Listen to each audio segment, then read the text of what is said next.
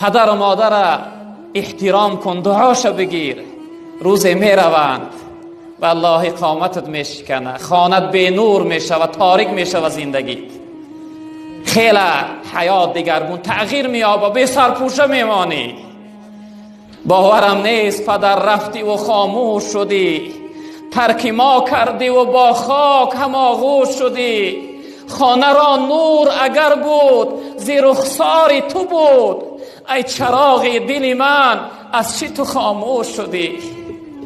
بهار آمد نیامد بوی مادر، شدم پزمان چشم و روی مادر.